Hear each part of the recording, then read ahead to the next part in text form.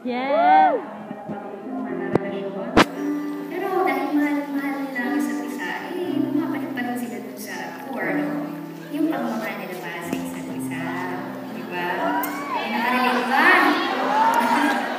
Okay. And this next song is still part of the Expressions album. Iba din yung tama sa akin ng banda ito the first time I heard it. And the song was written by the son of Direk Altatay, yung father ko po sa It Takes a Man and a Woman.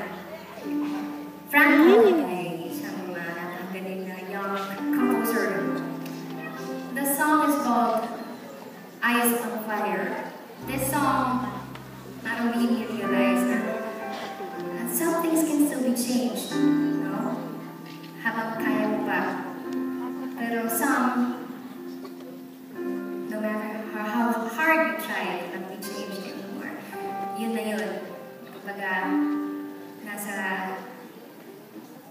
nasa book na lang siya.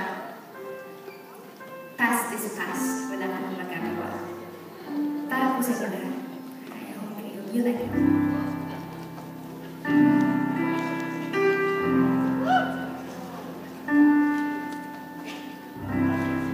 Bakit wala?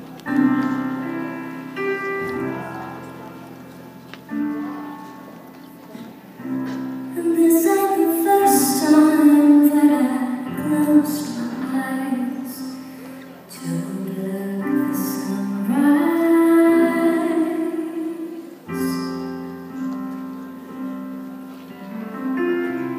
It always looked familiar, but it breaks to me like a new start. No matter how far, I see the colors of its radiant skin, so clear.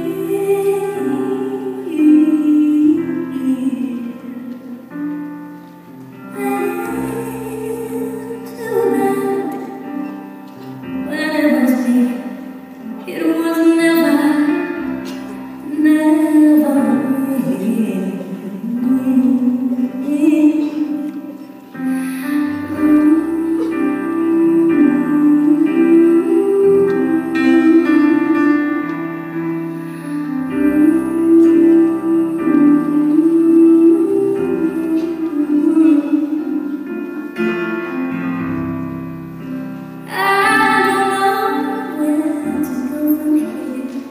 It's been a waste of time thinking of you, darling. I miss you.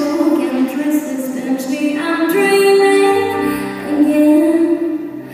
Oh, I've had the best of days, but now it's time to let them go.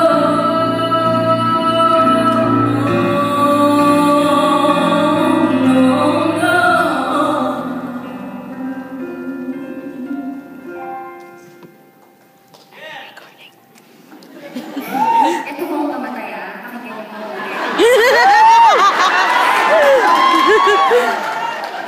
Balikan ang nakaraan. You walked across the sunlit sky and left me all alone. Oh? Meron pa. I close my eyes to feel the pain from the rising sun and its blinding rays. Oh! Are you out there on your own? Tell me if you're coming home.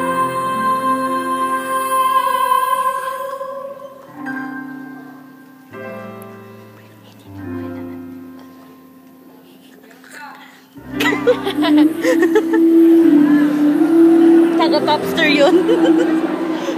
Popster yun nagsabi.